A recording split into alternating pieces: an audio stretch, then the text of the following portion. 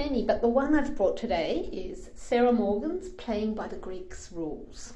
Can you tell us about it? Yes, it is based in Crete, in Greece, and the main character, whose name is Lily, she's an archaeologist, and she's also a housekeeper because she's got all these debts as a uni student, graduate, and so she's working in multiple jobs, and one of the jobs she gets is cleaning this mansion of a multi-millionaire guy, and he comes on the scene just as she's having this huge fight with his huge shower, like really technological shower, and she can't work out how to press the shower off, and they fall in love. But it has the usual storylines of working out what's important to them. So, you know, what values they hold and what, you know, which ones they hold in common with each other. So yeah, it's a journey to a central love story.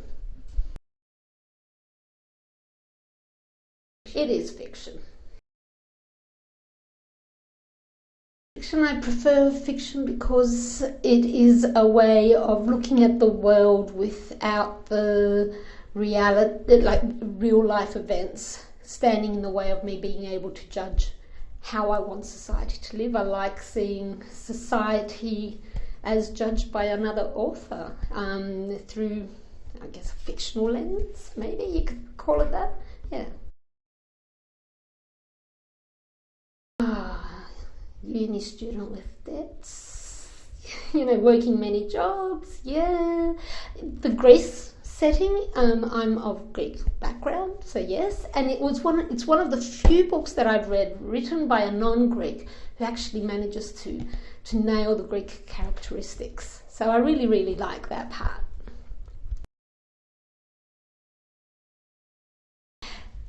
Not this particular book on its own. However, the whole category romance genre absolutely does, because it is a genre that shows love and relationships and open communication as a strong value, and I think that that's the way we should all lead our lives. Oh, I'd recommend it to everyone. Who would you recommend it to? Like, everyone. Personally, like mother, sisters, husband, male friends, cousins. They might not read it, but anything. Oh, absolutely. Awesome. I was not read to as a child. We had a family that was strong on storytelling, but it was all oracy. So we had, it was always around the table. I could never tell the difference between a family story or mythology because we were brought up on Greek myths and stories. But I have an auntie Aphrodite, and I didn't know whether my dad was telling me an Aphrodite story about my aunt or an Aphrodite story about the god. So I just thought that all the Greek gods were my relatives, because I also knew Athenas and Dionysiuses and everything. So we were left to read whatever we wanted, but were never read to. I don't mind either. I'm happy with both. It depends on what format comes to me. Though I must say I do like putting post-it notes in my books, and it's a little bit harder on my ebooks because I can't actually straight away see them as being books that have been noted. Neighbours. We have a bit of a book passing on thing happening with friends and family.